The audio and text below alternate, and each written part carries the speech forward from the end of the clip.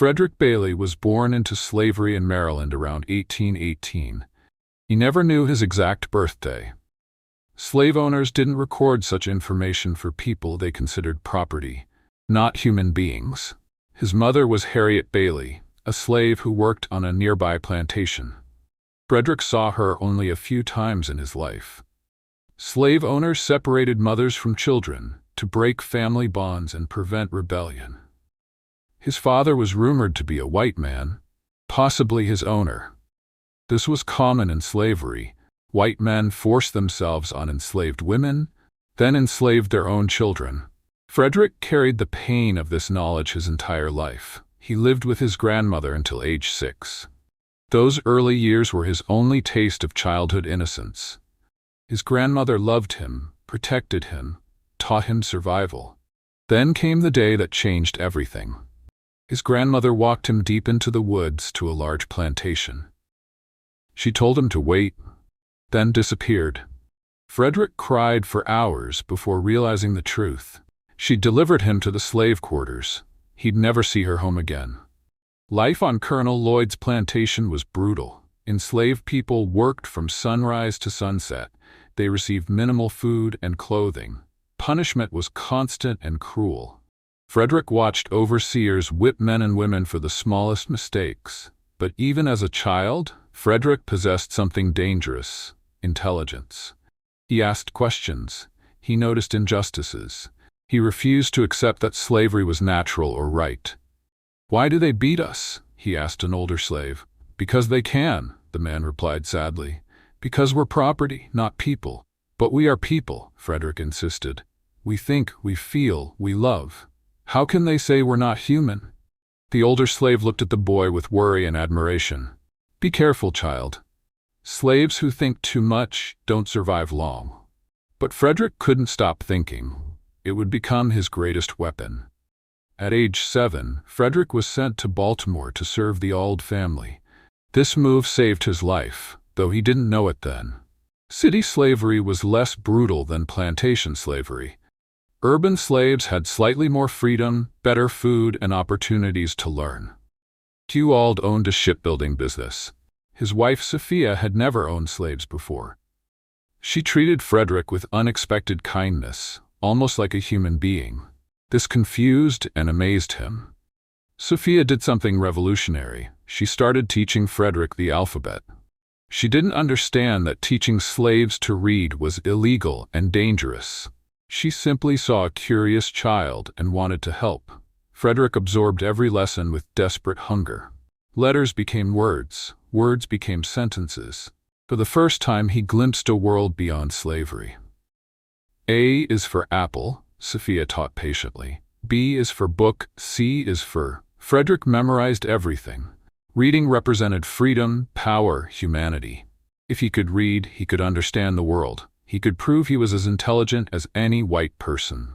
But Hugh Auld discovered what his wife was teaching Frederick. He exploded with rage. "Are you insane?" he shouted at Sophia. "Never teach a slave to read. If slaves learn to read, they become unmanageable. They get ideas about freedom and equality. They become worthless as property." Frederick listened from the next room, his heart pounding. Hugh's words revealed a powerful truth. Slaveholders feared educated slaves. Education was the pathway to freedom. Sophia stopped teaching Frederick immediately. But the damage was done. Frederick now knew the alphabet. More importantly, he knew why slave owners prohibited reading. "Knowledge is power," he whispered to himself. "They keep us ignorant to keep us enslaved. If I can learn to read completely, I can think my way to freedom." That night marked Frederick's true birth. He would teach himself to read, no matter the risk. Frederick's education became a dangerous game. He couldn't attend school. He couldn't own books. He couldn't ask for help. But he refused to stop learning. He made friends with poor white boys in Baltimore neighborhoods. These boys attended school and could read. Frederick traded bread from the Auld kitchen for reading lessons. "Teach me this word," Frederick would ask, pointing to newspapers. The boys didn't understand why reading mattered so much to the slave child. But they enjoyed the bread, and appreciated Frederick's intelligence. They taught him during stolen moments in alleys and on street corners.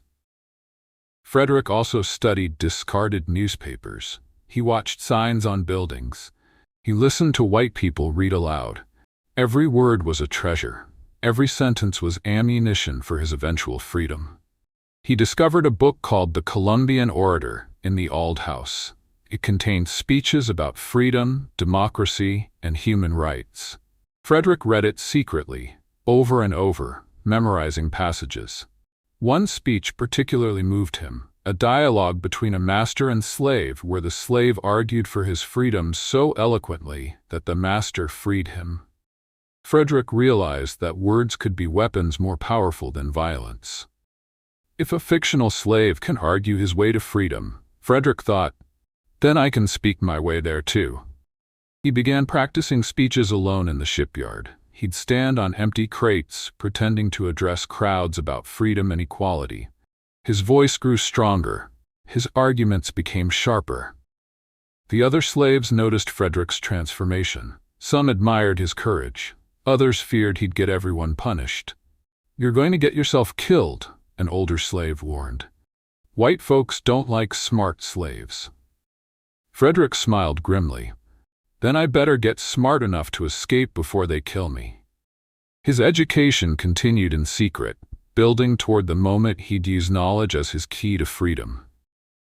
As Frederick's reading improved, he discovered something that filled him with rage and hope: the abolitionist movement.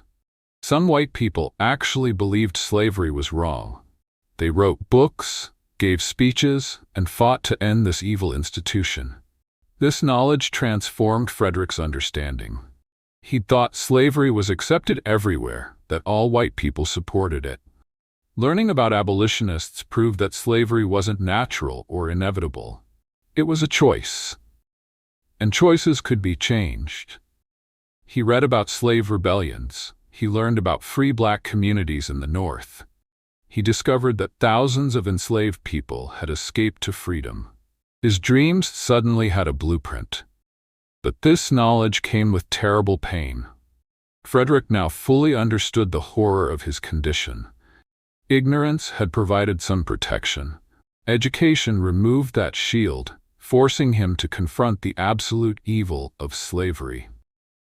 He saw how slave owners used Christianity to justify owning human beings.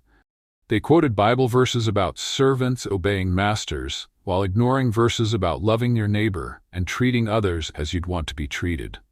He understood the economic system that depended on slavery. Southern wealth was built on stolen black labor.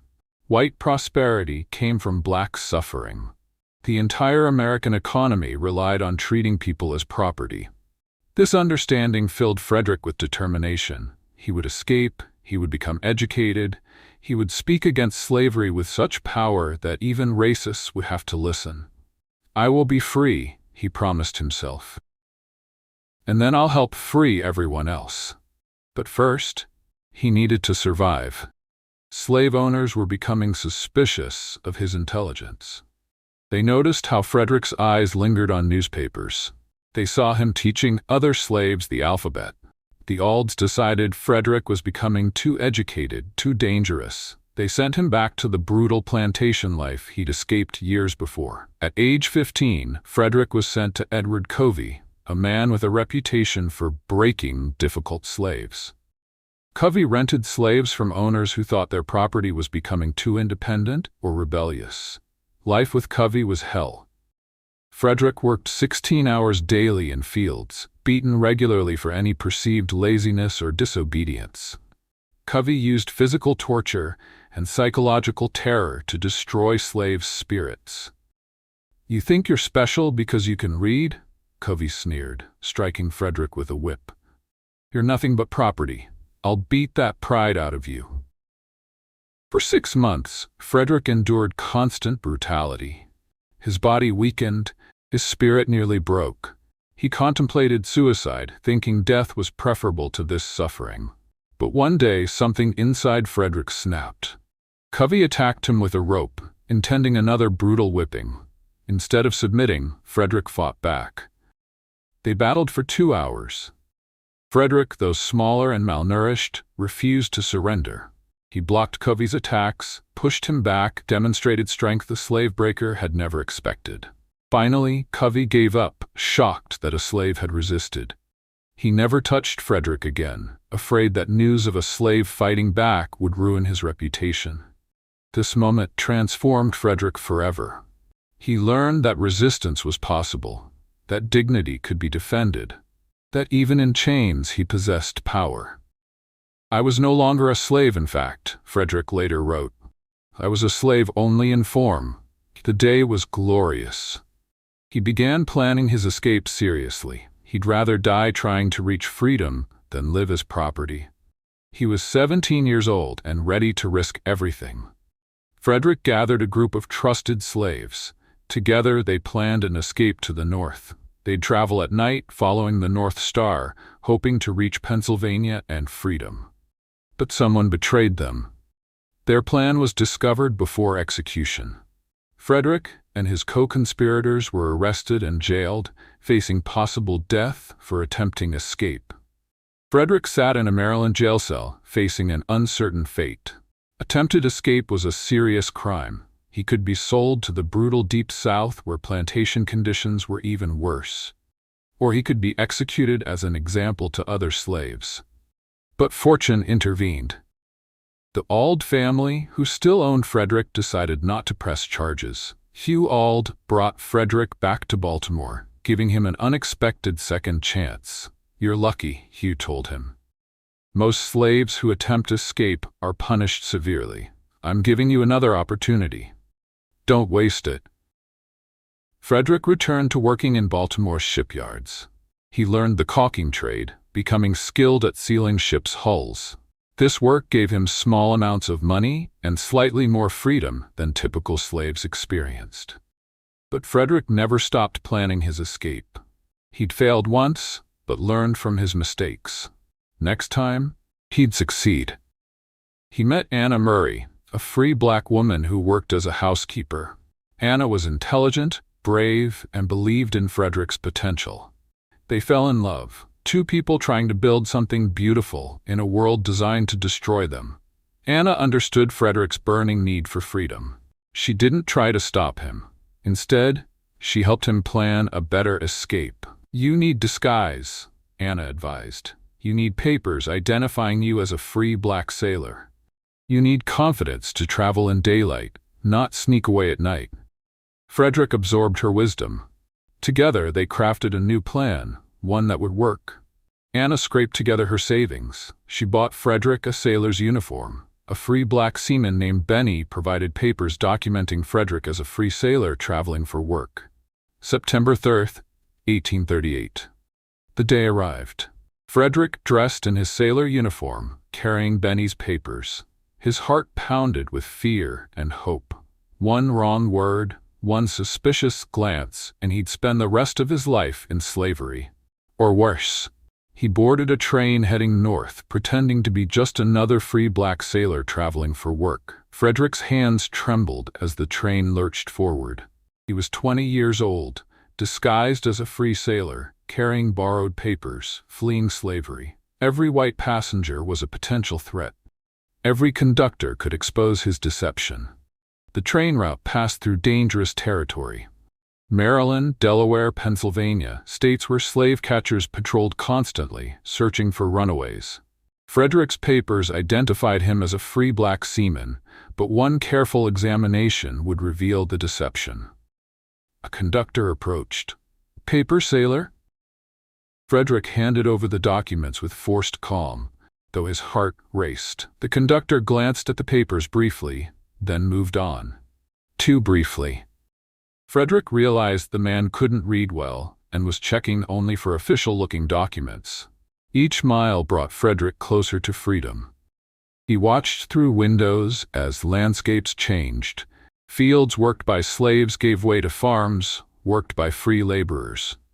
The physical differences were subtle, but Frederick noticed everything. Other black passengers rode in the same car, some free, some enslaved traveling with masters. Frederick kept his eyes forward, afraid any conversation might expose his secret. At one station, Frederick recognized a white man who knew his former owner. The man stared directly at Frederick. Recognition flickered in his eyes. Frederick's blood turned cold. Discovery meant capture, return to slavery, severe punishment. But the man said nothing. Perhaps he wasn't certain. Perhaps he didn't care enough to investigate. Perhaps some small mercy existed in his heart. Whatever the reason, the train pulled away with Frederick still aboard. After 24 terrifying hours, the train crossed into New York. Frederick stepped onto free soil for the first time. The magnitude of this moment overwhelmed him. "I was free," he later wrote, but the joy was mixed with responsibility. "I was free, but millions remained enslaved." He found his way to David Ruggles, an abolitionist who helped escape slaves. Ruggles provided Frederick with shelter, food, and critical advice about surviving as a fugitive in the North. "You're free now," Ruggles explained, "but slave catchers operate in New York. Change your name. Be careful who you trust."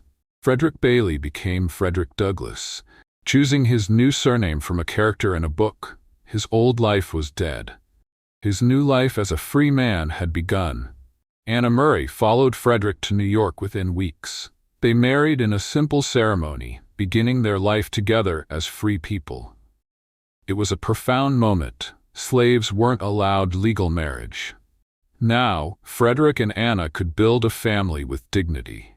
They moved to New Bedford, Massachusetts, where Frederick hoped to find work as a caulker. New Bedford had a significant free black community and strong abolitionist sentiment. It seemed like the perfect place to start their new life. But Frederick quickly discovered that freedom had limitations. Northern racism was subtler than Southern slavery, but still powerful. White workers refused to work alongside black caulkers. Shop owners wouldn't hire black employees. Landlords charged black tenants higher rent. "You're free from slavery," one white caulker told Frederick, "but that doesn't make you equal." Frederick took whatever work he could find, loading ships, digging ditches, anything to support his family. The work was hard and poorly paid, but it was his choice. That made all the difference. He also discovered newspapers and books. For the first time in his life, Frederick could read publicly without fear. He devoured every publication he could find, educating himself about politics, philosophy, history. One newspaper changed everything: William Lloyd Garrison's The Liberator. Garrison was a white abolitionist who demanded immediate freedom for all enslaved people. His writing was fierce, uncompromising, powerful. Frederick read Garrison's words with excitement and recognition. This was the kind of voice slavery needed, loud, clear, refusing to compromise with evil. "I will be heard," Garrison wrote. Frederick decided he would be heard too. He began attending abolitionist meetings in New Bedford. At first, he sat quietly, intimidated by the educated white abolitionists dominating discussions, but he listened, learned, and absorbed their strategies. One night, William Coffin, a local abolitionist leader, asked Frederick to speak about his experiences in slavery. Frederick hesitated. He wasn't a trained speaker. He'd only been free a few years. What could he say that would matter? But something deeper drove him. The memory of everyone still enslaved, everyone suffering while he lived in freedom. He had to speak for them. Frederick stood before his first abolitionist audience in 1841. His hands shook, his voice cracked, but his words carried undeniable truth. He told his story simply. Born into slavery, taught to read in secret, beaten by slave breakers, escaped to freedom. He spoke about the horrors he'd witnessed, the families destroyed, the humanity denied. The audience sat in stunned silence. White abolitionists had read about slavery, but hearing a formerly enslaved person describe it firsthand was completely different. Frederick's testimony carried weight that no second-hand account could match. When he finished, the room erupted in applause. William Lloyd Garrison himself approached Frederick with tears in his eyes. "You have a gift," Garrison said. "People need to hear your story. Would you consider speaking for the Massachusetts Anti-Slavery Society?" Frederick was shocked. I'm not educated. I'm not a trained speaker. You don't need training. You have something more valuable, authentic experience. Your voice will move people in ways mine never could. Frederick accepted the position. He became a traveling lecturer for the abolitionist movement, speaking across New England about the realities of slavery. His early speeches were nervous, halting, uncertain. But with practice, Frederick discovered natural oratorical talent. His voice was powerful and clear. His memory for details was extraordinary. His ability to connect with audiences was remarkable. He developed a speaking style that balanced emotion with logic. He described slavery's horrors with such vivid detail that audiences wept. Then he'd present rational arguments for immediate abolition that even skeptics couldn't refute. Some people claim slavery is natural, Frederick would say. They claim black people are inferior and need white guidance. Let me ask you, if we're so inferior, why do slaveholders work so hard to keep us ignorant? Why are laws against teaching slaves to read? Because slaveholders know the truth. We're fully human, and education would prove it. White audiences were amazed by Frederick's intelligence and eloquence. Many had never heard a black person speak with such sophistication. His existence challenged their racist assumptions, but not everyone appreciated Frederick's message. Racist mobs sometimes disrupted his speeches. He was beaten, threatened, chased from towns. The danger was constant. Frederick never stopped speaking. Every speech was an act of resistance, a declaration of humanity. By 1845, Frederick had become famous throughout the North. His speeches drew huge crowds. Abolitionists celebrated him as proof that enslaved people deserved freedom. But fame created a problem. "You're too articulate," some people told Frederick. "You speak too well to have been a slave. People doubt your story." This criticism enraged and motivated Frederick. He decided to write his autobiography, providing undeniable proof of his experiences. The book would include names, dates, locations, details only someone who'd actually lived through slavery could provide. Writing the narrative was emotionally devastating. Frederick had to relive every trauma, the beatings, the separation from family, the constant humiliation, the near destruction of his spirit. Some nights he'd write for hours with tears streaming down his face. But he pushed through the pain. Enslaved people needed their stories told. America needed to confront slavery's reality. Narrative of the Life of Frederick Douglass, an American Slave, was published in May 1845. It became an immediate bestseller. The book's power came from its honesty, its detail, its refusal to soften slavery's horrors. Frederick described watching his aunt being whipped until blood ran down her back. He explained how slave owners bred enslaved people like animals. He revealed the sexual violence white men inflicted on enslaved women. He exposed the hypocrisy of Christian slaveholders who quoted the Bible while committing atrocities. The book's success was unprecedented. It sold 30,000 copies in 3 years, enormous sales for any book, unprecedented for one written by a formerly enslaved person. White readers who'd been indifferent to slavery found themselves moved to action.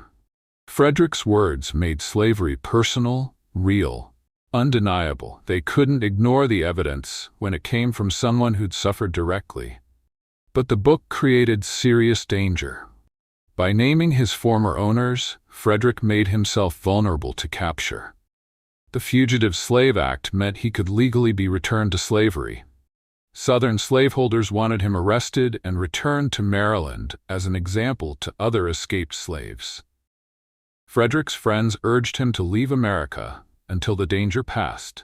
Reluctantly, he agreed. In August 1845, Frederick sailed to England, beginning a 2-year exile. Frederick arrived in England as a fugitive fleeing American law. He left 2 years later as an internationally recognized leader in the fight for human rights. British abolitionists welcomed Frederick enthusiastically. They had already abolished slavery in their empire and were horrified that America still practiced this evil. Frederick's presence gave them a powerful weapon, living proof of slavery's brutality. He spoke at churches, universities, town halls, and private gatherings throughout England, Scotland, and Ireland. His audiences were shocked by his descriptions of American slavery. Many had believed slavery was a minor institution affecting relatively few people. Frederick revealed the truth: millions enslaved, families destroyed, an entire race subjugated. Americans claim to be the freest people on earth, Frederick told British audiences, yet they hold 4 million people in absolute bondage. They write beautiful words about equality while denying black people basic humanity. British newspapers covered Frederick's speeches extensively. His fame grew beyond abolitionist circles. He dined with members of Parliament, met with religious leaders, and influenced British public opinion against America's slavery system. But Frederick's message went beyond slavery. He spoke about racism, economic inequality, religious hypocrisy, and political corruption. He demonstrated that abolitionism wasn't just about freeing slaves, it was about creating a truly just society. British supporters were so moved that they raised money to purchase Frederick's freedom legally. They paid Hugh Auld $711.66 to legally free Frederick. He was no longer a fugitive. He could return to America without fear of capture. This bothered some abolitionists. You shouldn't have paid slaveholders than that, they argued. That legitimizes their claim to own human beings. Frederick disagreed. Legal freedom gives me protection. I can now speak in America without fear. That's worth any compromise. He also understood something deeper. Symbolic purity meant less than practical effectiveness. He could accomplish more as a legally free man than as a fugitive in hiding. British supporters also raised money for Frederick to start his own newspaper. He'd have a platform independent of white abolitionist control. He could speak with his own voice, develop his own strategies.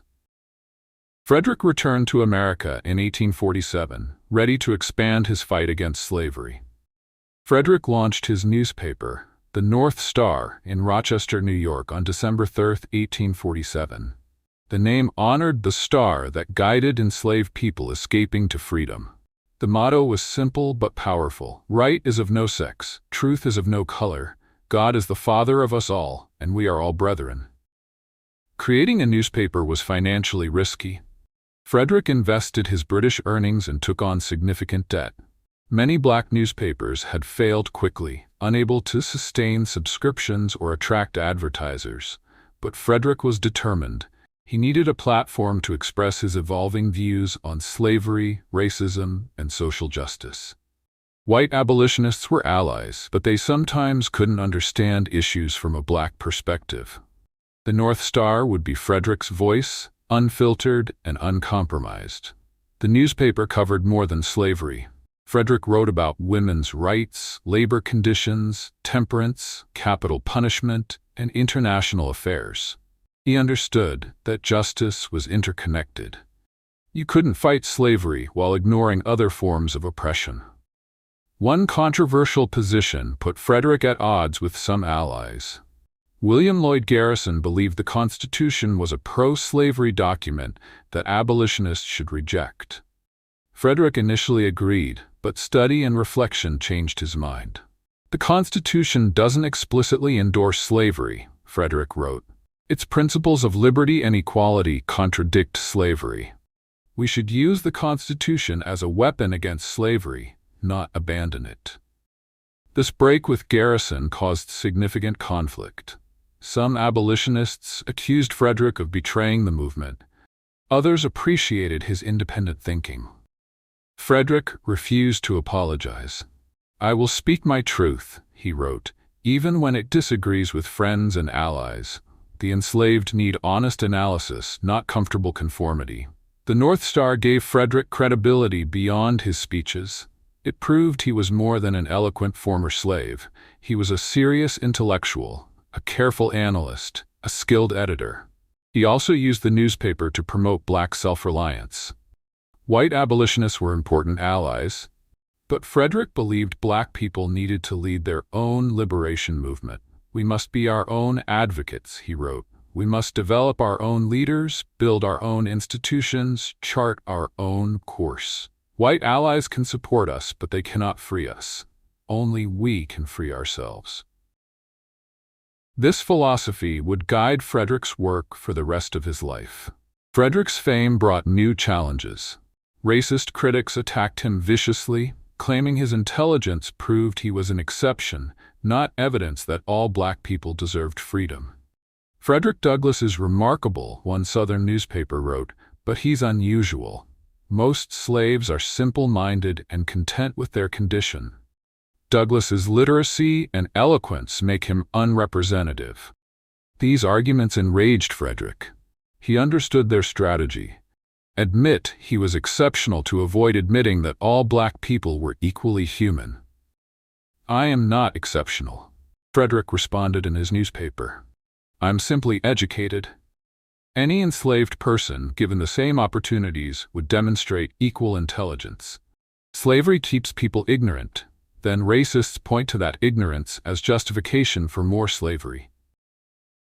He also confronted Northern racism directly. Many white Northerners opposed slavery but still believed black people were inferior. They wanted slavery ended but didn't want black equality. Frederick refused to accept this position. You cannot logically oppose slavery while supporting racism, he argued. If slavery is wrong because all people deserve freedom, then all people also deserve equality. You can't have one without the other. He experienced Northern racism personally. Trains forced black passengers into segregated cars. Hotels refused black guests. Restaurants wouldn't serve black customers. Even abolitionist organizations sometimes treated black members as junior partners rather than equal colleagues. Frederick confronted these injustices publicly. When a train conductor tried to force him into the Negro car, Frederick refused and had to be physically removed. He then wrote about the experience, exposing Northern hypocrisy. "The North claims moral superiority over the South," he wrote, "yet Northern institutions practice segregation, discrimination, and racism daily. Perhaps Northern evil is more dangerous because it hides behind rhetoric about freedom." These writings made Frederick controversial even among abolitionists. Some thought he should focus only on ending slavery, not criticizing Northern racism. They feared alienating white allies by demanding too much change. Frederick rejected this timidity. "Justice doesn't compromise," he declared. "We either believe in equality or we don't. There's no middle ground." His uncompromising stance inspired a generation of activists who refused to accept gradualism or partial freedom. Frederick understood something many male abolitionists didn't: the connections between different liberation movements. Slavery, racism, sexism, and economic oppression were all part of the same system of injustice. In 1848, Frederick attended the first Women's Rights Convention in Seneca Falls, New York. He was one of the few men there, and the only black person. His presence demonstrated the interconnection between abolition and women's rights. The convention debated whether to demand women's right to vote. Many attendees thought this was too radical. The resolution might fail, embarrassing the movement. Frederick stood up and delivered an impassioned speech supporting women's suffrage. "I cannot accept that women are denied the rights men take for granted," he declared. "I have experienced the horror of denied humanity. I will not support denying others their fundamental rights because I finally have mine." His speech provided crucial support. The suffrage resolution passed by a narrow margin. Frederick's advocacy helped launch the women's voting rights movement. He maintained this commitment throughout his life. The North Star regularly published articles supporting women's rights. Frederick spoke at women's rights conventions. He argued that any man who believed in his own freedom must support women's freedom. This position created tension with some abolitionists who thought Frederick was distracted from the primary fight against slavery. "There is no primary fight," Frederick responded. "All liberation struggles are connected. Defeating slavery while maintaining sexism just creates different forms of oppression. We must fight all injustice simultaneously. His friendship with women's rights leaders like Elizabeth Cady Stanton and Susan B. Anthony demonstrated his commitment. These partnerships showed that different oppressed groups could work together for mutual liberation. However, Frederick also experienced tension within these alliances. After the Civil War, when the 15th Amendment gave black men voting rights but excluded women, some women's rights leaders felt betrayed. Why should black men vote before educated white women? Some asked, revealing their own racism. Frederick tried to maintain both commitments, arguing that black men needed immediate voting rights due to extreme violence they faced, but that women's suffrage should follow quickly. These complex negotiations showed Frederick navigating between different liberation movements, trying to advance justice without betraying any oppressed group. Frederick's political views evolved significantly during the 1850s. He moved from moral persuasion to political action, from demanding abolition through speeches to supporting it through government power. This evolution was controversial. Some abolitionists believed in moral suasion, changing hearts through eloquent arguments. They rejected political engagement as compromising with evil. Frederick disagreed. Hearts change slowly, he argued. Enslaved people don't have time to wait for slaveholders to develop consciences. We need political power to enforce justice. He began supporting the Liberty Party and later the Free Soil Party, political organizations opposing slavery's expansion. He encouraged black men to vote in states where they had that right. He argued for using government as a tool for liberation. The Constitution, properly interpreted, is an anti-slavery document, Frederick wrote. The federal government has power to end slavery. We must elect politicians who will use that power. This position put him at odds with William Lloyd Garrison, who believed the Constitution was irredeemably pro-slavery and that abolitionists should withdraw from political engagement. The conflict became personal and bitter. Garrison attacked Frederick in print, suggesting he'd abandoned abolitionist principles for political ambition. Frederick responded by pointing out that Garrison's perfectionism accomplished little while politics offered actual paths to ending slavery. I respect Garrison's moral purity, Frederick wrote, but I prioritize the enslaved people's freedom over ideological consistency. If political compromise can end slavery, I'll accept that compromise. Frederick also grappled with questions about violence. He'd long advocated peaceful resistance, but the 1850s challenged that position. The Fugitive Slave Act of 1850 made helping escaped slaves federal crimes. Slave catchers operated in northern states with government support. Slavery was expanding into new territories. What do we do when the law itself is evil? Frederick asked. Do we obey unjust laws? Or do we resist, even if that means violence? His answer evolved toward justifying resistance. I would welcome any method that promises to end slavery, he declared. If peaceful methods fail, other methods become necessary. In 1847, Frederick met John Brown, a white abolitionist who believed violence was the only way to end slavery. Their first meeting was memorable. Brown treated Frederick as an absolute equal, not common among white abolitionists. Brown invited Frederick to his home for dinner. He served the same food to his own family and Frederick. They ate at the same table, used the same dishes. This might seem insignificant, but most white people, even abolitionists, maintain social segregation. I see no reason to treat you differently because of your skin color, Brown said simply. You're a man. That's all that matters. Frederick was moved by this genuine equality. Brown wasn't performing anti-racism for an audience. He lived his principles completely.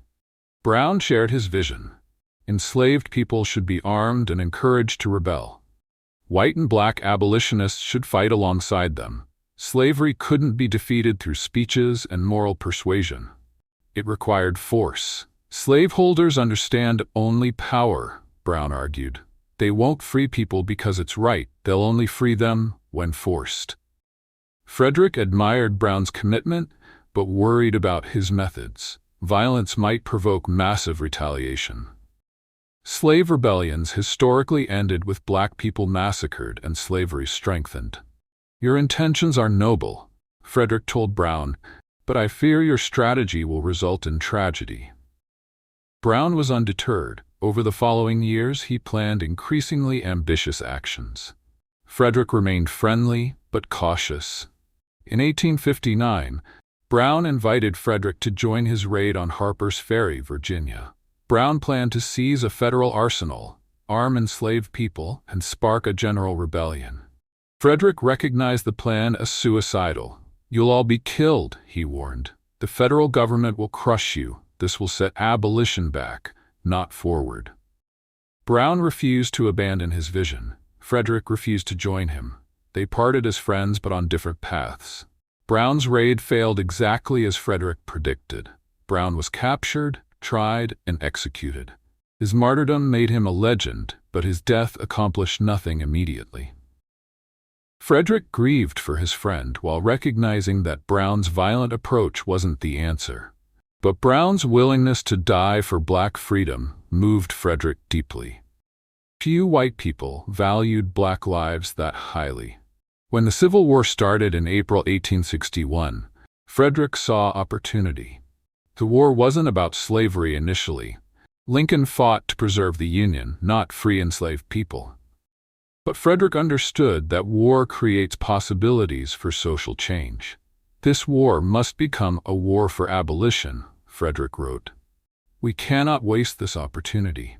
The South has rebelled against the government. The government must respond by destroying the system that caused the rebellion, slavery." Lincoln resisted this position. He feared that making the war about slavery would alienate border states that practiced slavery but remained in the Union. He claimed his only goal was preserving the Union. Frederick was furious. "How can you fight a war caused by slavery while refusing to address slavery?" he demanded in his writings. "This is cowardice masked as strategy." He began a relentless campaign pressuring Lincoln to embrace abolition. He wrote articles, gave speeches, and eventually met with Lincoln personally, arguing that the war could only be won by destroying slavery completely. Frederick also advocated for allowing black men to fight. Initially, the Union Army refused black soldiers. This insulted Frederick deeply. How could America ask black people to support the war while refusing to let them fight for their own freedom? "This is our war," Frederick proclaimed. "We have more stake in its outcome than anyone. Let us fight. Let us prove our worth through military service." Finally, in 1862, Lincoln issued the preliminary Emancipation Proclamation, declaring that enslaved people in rebelling states would be freed on January 1, 1863. Frederick celebrated, but also recognized limitations. The proclamation only freed slaves in Confederate territory, areas where the Union had no current control. It didn't touch slavery in loyal border states.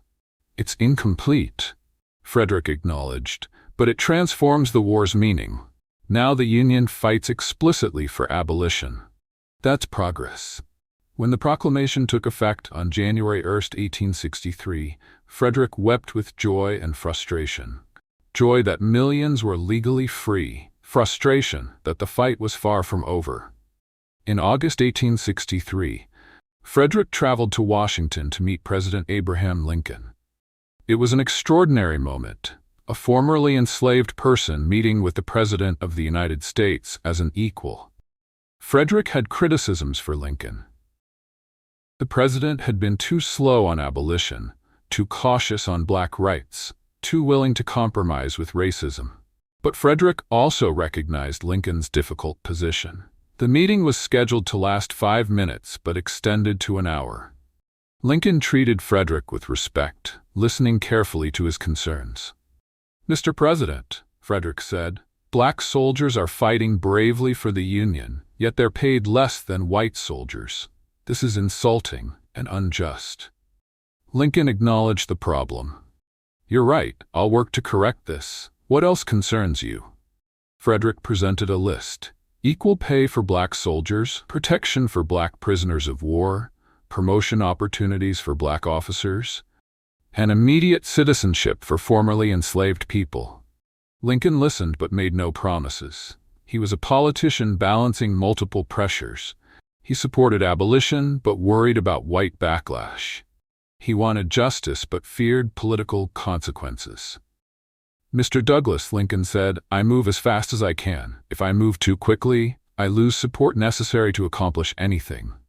If I move too slowly, injustice continues. It's an impossible balance." Frederick appreciated Lincoln's honesty. He left the meeting respecting Lincoln more than before, though still frustrated by the slow pace of change. They met twice more during the war. Each meeting deepened their mutual respect. Lincoln valued Frederick's honesty. Frederick recognized Lincoln's genuine commitment to ending slavery. Years later, Frederick said of Lincoln, "He was emphatically the black man's president. He treated me as a man. He listened to my concerns. He changed policies based on my arguments. I never felt he considered me inferior." When Lincoln was assassinated in April 1865, Frederick mourned deeply. Lincoln had transformed from obstacle to ally. His death felt personal to Frederick. "He died because he freed my people," Frederick said at Lincoln's memorial. "He gave his life for our liberation. We owe him eternal gratitude." The war ended. Slavery was abolished through the 13th Amendment. 4 million people were suddenly free. Frederick had spent decades fighting for this moment. But freedom came without resources, without land, without preparation. Formerly enslaved people were free but had nothing. No money, no property, no education, no political power. Frederick recognized that legal freedom without economic opportunity was incomplete. "What good is freedom if people can't feed themselves?" he asked. "What value is liberty without education, without land, without means of survival?" He advocated for the federal government to provide formerly enslaved people with land confiscated from Confederate slaveholders. 40 acres and a mule became a rallying cry. Give freed people resources to build independent lives. President Andrew Johnson, who became president after Lincoln's assassination, opposed these proposals. He sympathized with former Confederate slaveholders and wanted quick reconciliation without fundamental social change. "The war freed enslaved people," Johnson argued, "but they must now prove themselves through hard work and patience. The government shouldn't provide special assistance." Frederick was outraged. Special assistants were asking for compensation for centuries of stolen labor. We're demanding resources to overcome centuries of oppression. That's not special treatment, that's basic justice. The debate over Reconstruction became Frederick's new focus. How could America transform legal freedom into real equality? How could formerly enslaved people gain economic independence? How could black people gain political power to protect their rights? Frederick advocated for immediate citizenship and voting rights for black men. He argued that political power was essential for protecting freedom. "Without voting rights, we're vulnerable," he warned. "Former slaveholders will find ways to reimpose control. Only political power can prevent that." The 14th Amendment granted citizenship to formerly enslaved people. The 15th Amendment gave black men voting rights. Frederick celebrated these achievements while recognizing they were only beginnings. "We have legal rights on paper," he said, "but paper rights without enforcement are worthless. The real struggle begins now." He was right. Southern states immediately began undermining black voting rights through violence, intimidation, and discriminatory laws. During Reconstruction, Frederick witnessed both tremendous progress and violent backlash. Black men voted, served in legislatures, became sheriffs and judges. Formerly enslaved people started businesses, bought land, and built schools. But white supremacists responded with terrorism. The Ku Klux Klan murdered black voters, burned black schools and assassinated black political leaders. They wanted to restore white dominance, even if they couldn't restore slavery. Frederick spoke across the country, calling attention to this violence and demanding federal protection for black citizens. "The war isn't over," he proclaimed. "It simply took a different form. Instead of Confederate soldiers, we face Klan terrorists. Instead of legal slavery, we face illegal oppression. The federal government must protect its citizens." But Northern white commitment to racial justice was shallow. After a decade of Reconstruction, white Northerners grew tired of protecting black rights. They wanted reconciliation with white Southerners more than they wanted justice for black Americans. In 1877, the federal government abandoned Reconstruction. Federal troops withdrew from the South. Black people were left to face white supremacist violence alone. Frederick called this betrayal the crime of the century. Everything achieved through war and constitutional amendments was being surrendered for political convenience. "You freed us, then abandoned us," he said bitterly. "You gave us rights, then refused to protect those rights. You promised equality, then allowed inequality to flourish. This is perhaps worse than slavery, being shown freedom, then having it stripped away." Southern states passed Jim Crow laws enforcing racial segregation. They implemented literacy tests, poll taxes, and grandfather clauses designed to prevent black voting. They created a system of legal discrimination that mimicked slavery in everything but name.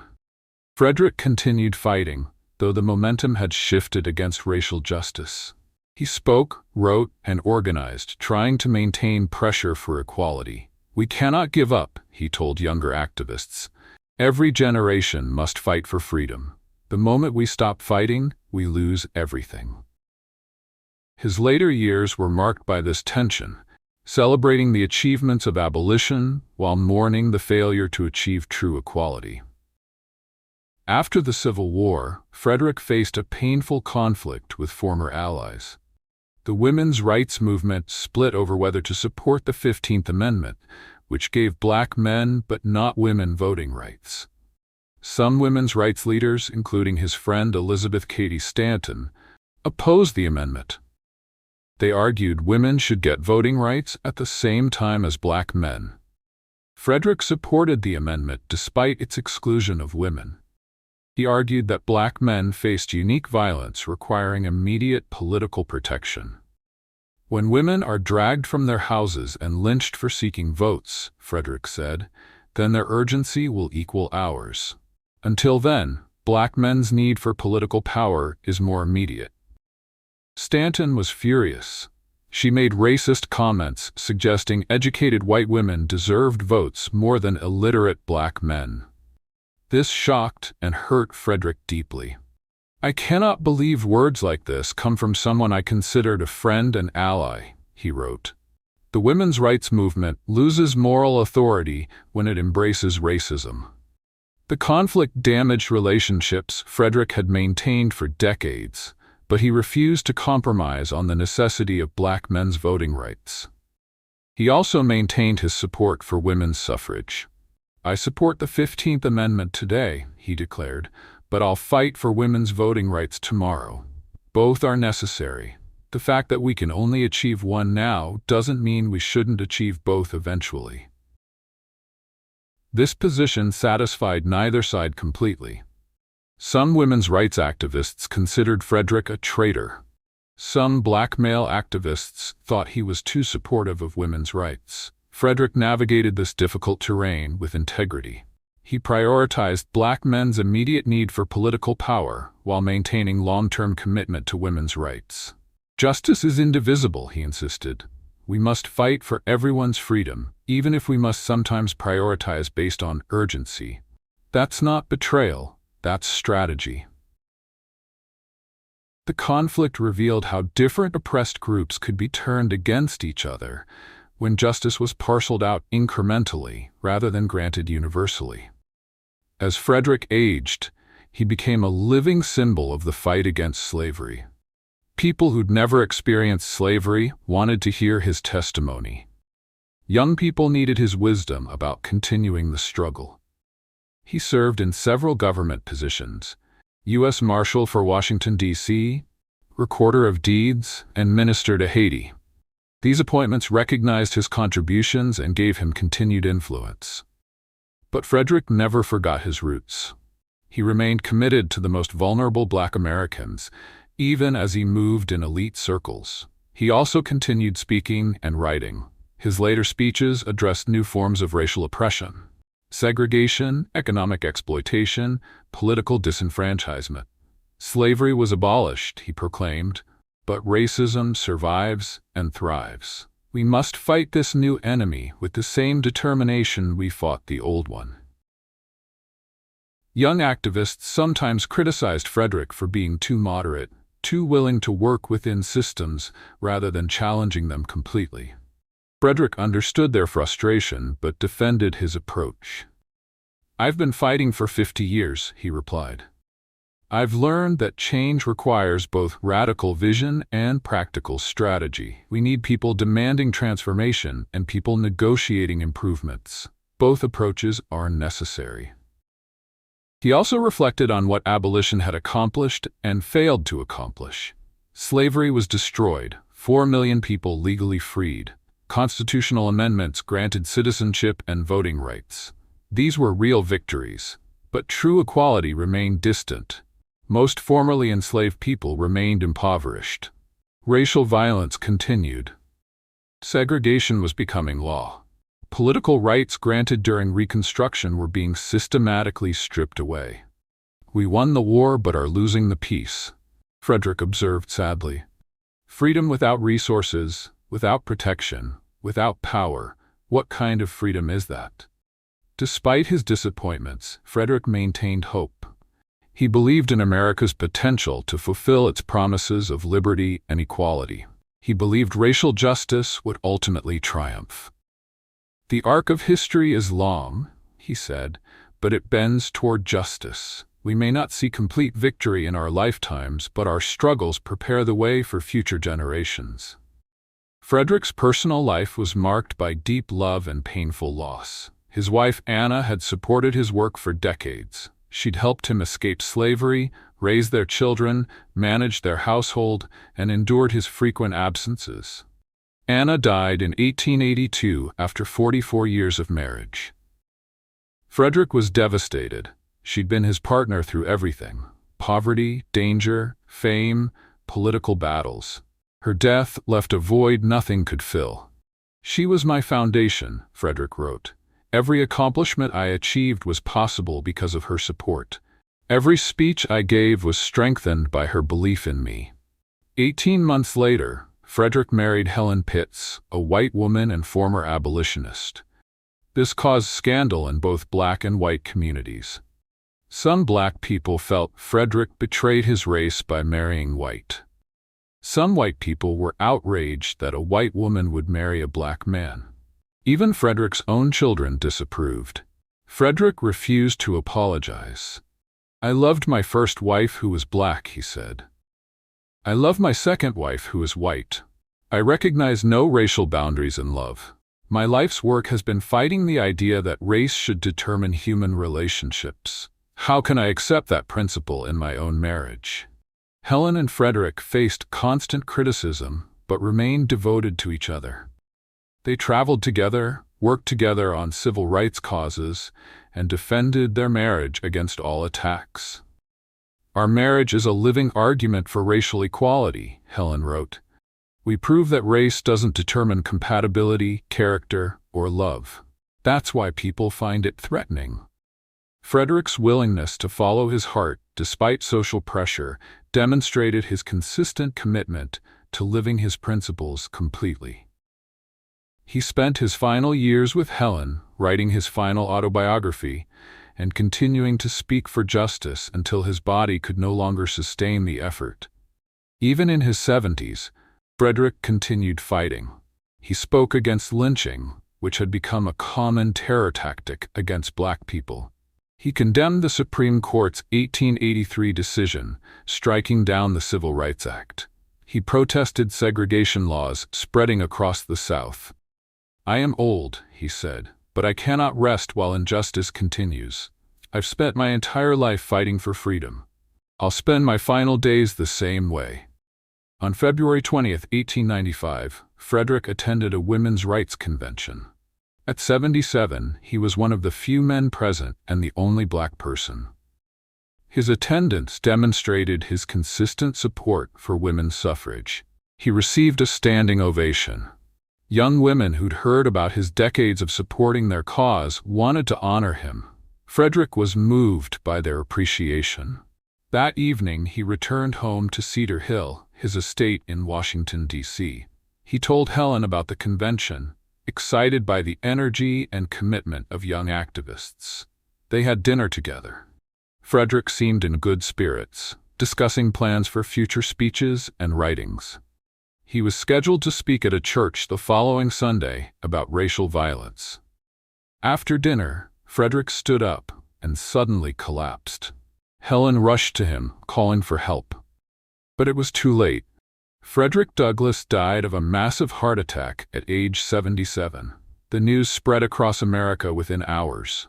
Newspapers published tributes, political leaders issued statements. Common people mourned the loss of a champion who'd spent his entire life fighting for freedom. His funeral in Washington, D.C. drew thousands. Black and white, rich and poor, famous and unknown, people from every background came to honor Frederick's life and legacy. "He was born a slave and died a statesman," one eulogy declared. "He transformed himself through intelligence, courage, and unshakable commitment to justice. His life proves what people can achieve when given freedom and opportunity." Frederick was buried in Rochester, New York, the city where he'd published the North Star and built his reputation as an orator and activist. Frederick Douglass left behind more than memories. He left a blueprint for resistance, a model of intellectual activism, and proof that one person's voice can change the world. His writings remain powerful today. Narrative of the Life of Frederick Douglass is still read in schools, teaching new generations about slavery's realities. His speeches still inspire activists fighting oppression. His philosophy still guides people seeking justice. Frederick proved that formerly enslaved people could achieve intellectual greatness. His existence challenged racism's fundamental claims. If one black person could rise from slavery to become a renowned orator, writer, and statesman, then race clearly didn't determine capability. He demonstrated the power of education. He learned to read despite it being illegal. He educated himself in philosophy, politics, and rhetoric. He showed that knowledge truly is the pathway from slavery to freedom. Frederick modeled how to fight injustice without becoming hateful. He endured terrible suffering, but didn't respond with bitterness. He challenged racism without hating white people. He criticized America while loving its potential. "I love America," he once said, "but I love justice more. When America acts justly, my love is uncomplicated. When America perpetuates injustice, my love becomes critique, demanding that America live up to its promises." His life showed that liberation requires both individual transformation and systemic change. Frederick transformed himself from enslaved to free. But he understood that individual freedom meant little without changing the systems that created slavery.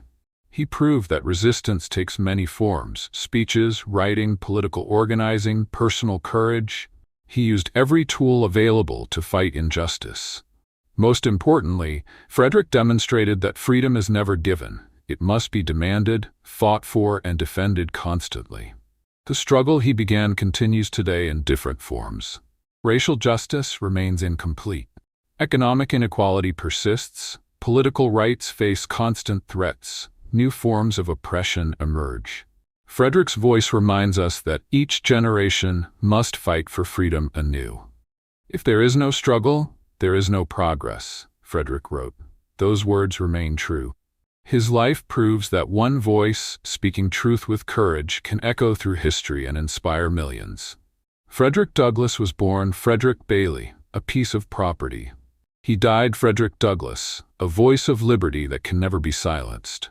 His story reminds us that freedom is possible, that transformation is real, that justice, though delayed, can ultimately triumph. The voice of liberty still speaks. We must listen. We must carry forward his fight. We must fulfill the promise of freedom he spent his life pursuing.